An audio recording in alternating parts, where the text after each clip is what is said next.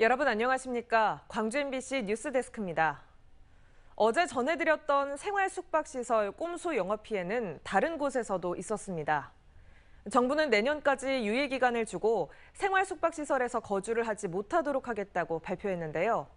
기존 주민들은 지자체가 직접 전입신고까지 받을 땐 언제고 이제 와서 모든 책임을 주민들에게 전가하고 있다며 불만을 호소하고 있습니다.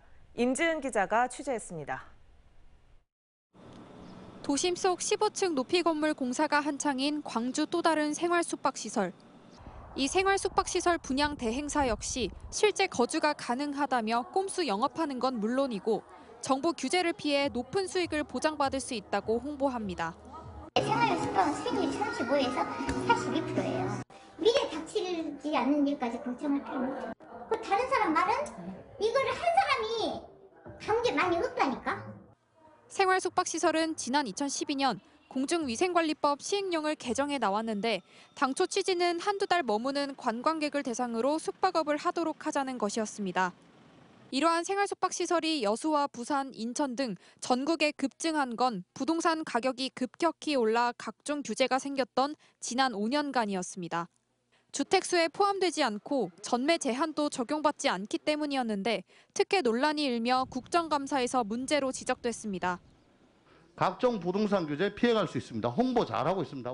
앞으로 건축법과 건축물 분양법을 개정해서 거주 용도로 사용할 수 없도록 명확하게 하겠습니다.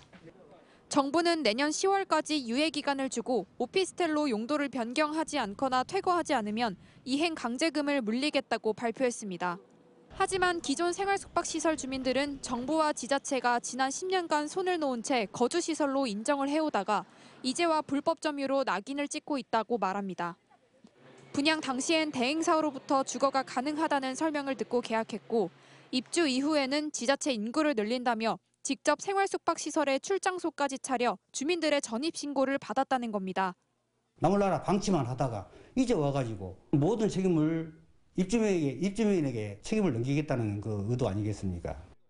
건설사의 꼼수 영업을 정부와 지자체가 방관하며 우후죽순 들어선 생활숙박시설.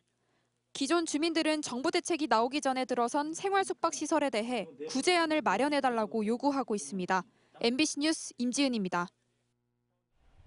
강기정 광주시장 당선인 인수위원회가 안전성 논란이 있는 지산 IC 개통 여부를 원점에서 검토하는 방안을 고심하고 있습니다. 강 당선인과 인수위원들이 어제 현장을 점검한 결과 1차로 진출 방식이 운전자에게 낯설고 사고 위험도 높다는 데 의견이 모아진 것으로 알려졌습니다. 강 당선인도 폐쇄와 개통 여부를 놓고 다양한 의견을 듣고 있는 중이라고 밝혀 이달 말 내놓을 인수위 보고서에 어떤 방안이 담길지 주목되고 있습니다. 77억 원이 투입된 제2순환도로 지산 IC는 지난해 11월 개통 예정이었지만 안전성 문제로 개통 여부가 결론나지 않고 있습니다. 광주 유니버시아드 대회가 끝난 지 7년이 넘었지만 여전히 담당 부서는 남아있는데요. 조직위원회가 선수총 사용료 소송을 이유로 아직도 운영하면서 세금 낭비는 물론 대회 이후 추진 예정이던 사업에도 차질이 생겼습니다. 보도에 김영찬 기자입니다. 광주 서구 염주체육관 한켠에 마련된 사무실입니다. 2015 광주 유니버시아드 대회 조직위원회 사무실로 단 2명의 직원만 근무하고 있습니다. 국제 행사가 끝나면 보통 1, 2년간의 정산 절차를 마치고 완전히 청산돼야 하지만 7년 넘게 유지되고 있습니다. 대회 당시 선수촌 사용료를 놓고 재건축 조합이 광주시에 470억 원을 요구하는 등 소송이 진행 중이기 때문입니다. 이자 이런 거 다 합쳐가지고 89억으로 판결을 했는데 재건축 조합에서 이거 다시 불복하고 상소하셔서 2018년도부터 3심 진행 중입니다. 2014년부터 진행 중이던 소송이 앞으로 언제 끝날지도 모르는 상황에서 유지비는 매년 들어가게 됩니다. 활동비와 사무실 임대료 등을 포함해 운영비는 한 해 3천만 원 정도. 특히 유대회 자본금과 수익금 등 420억 원이 있는데 조직위원회가 청산이 안 되면서 이를 제대로 사용하지 못하고 있습니다. 때문에 유대회 이후 추진 예정이던 지역의 다양한 스포츠 사업도 불투명해졌습니다.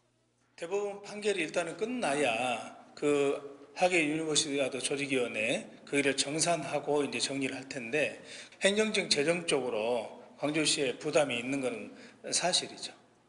오는 2025년 광주에서 열리는 세계 양궁 선수권 대회의 성공적인 개최와 광주 대구 아시안 게임 공동 유치를 위해선 가장 먼저 해결해야 될 과제로 남았습니다. MBC 뉴스 김영창입니다.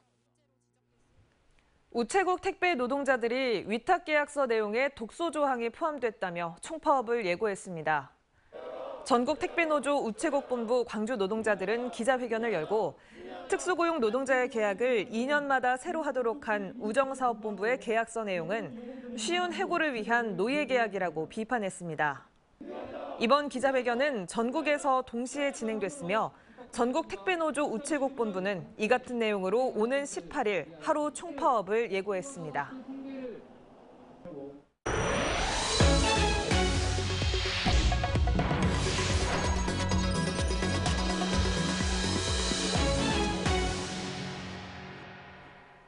국민의힘 지도부가 경쟁적으로 서진 정책을 펴고 있습니다. 전남 지역 무소속 시장 군수 당선인들과의 친밀감을 만들고 있고 지지부진했던 전남 현안 사업 해결에도 물꼬가 터지는 모양새입니다. 양현승 기자가 취재했습니다. 국민의힘이 또다시 호남의 전폭적 예산 지원을 약속했습니다. 이른바 예산 폭탄의 표적지는 우선 무소속 단체장을 배출한 지역이 될 공산이 큽니다. 앞서 박홍률 목포시장 당선인을 만났던 국민의힘 조수진 최고위원은 노광규 순천시장 당선인 등 나머지 6명의 무소속 단체장과의 면담 일정도 조율이 끝났다고 밝혔습니다. 박홍률 목포시장 당선인은 목포의 현안을 해결하기 위해 당적은 전혀 중요하지 않다. 더불어민주당에 복당하지 않겠다. 윤석열 정부와 긴밀히 협력하겠다고 밝혔습니다. 또 박홍률 당선인이 무소속 단체장과 윤석열 대통령의 간담회 주선을 요구했다며 사실상 무소속 단체장들을 국민의힘의 동반자로 여기는 모습입니다. 이들 무소속 단체장들과는 일종의 당정 협의를 지속적으로 추진하면서 이들 지역에 전폭적인 예산 지원을 하고자 합니다. 국민의힘 이준석 대표도 서진 정책에 공을 들이고 있습니다. 대선 기간 신안군을 방문해 인사 말부터 흑산공항 사업 지원을 약속했던 이준석 대표는 흑산공항이 지금 전문가들 말에 따르면 난이도가 훨씬 덜한 그런 사업인데도 불구하고 지금 진척이 되지 않는 것은 상당히 안타깝다 이렇게 저는 보고 있습니다.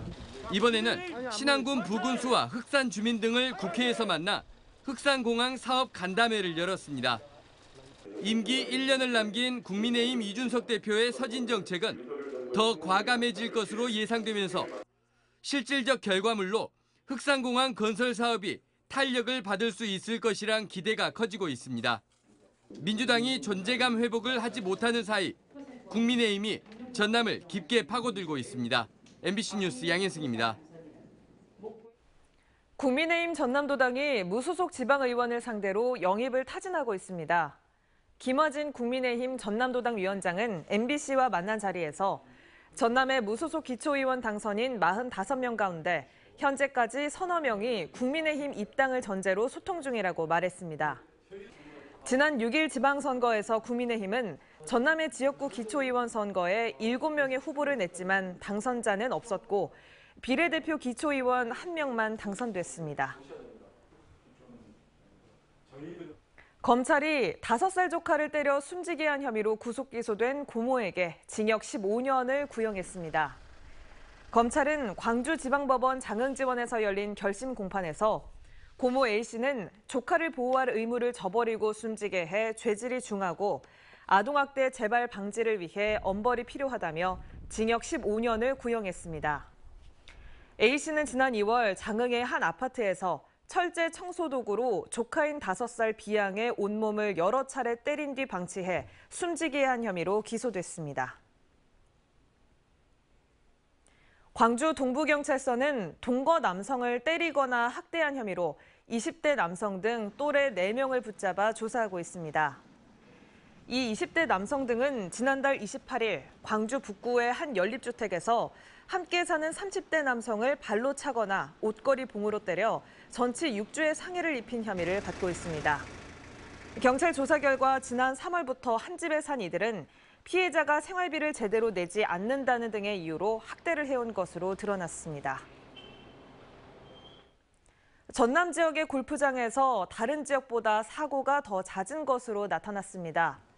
문화체육관광부가 국회에 제출한 자료를 보면 지난 2017년 이후 5년 동안 전남 지역 38개 골프장에서는 타구에 맞는 사고가 356건 발생했습니다.